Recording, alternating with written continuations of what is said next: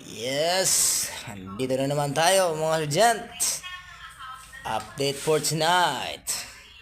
So as usual, 1 week tayong schedule ng panggabi na duty.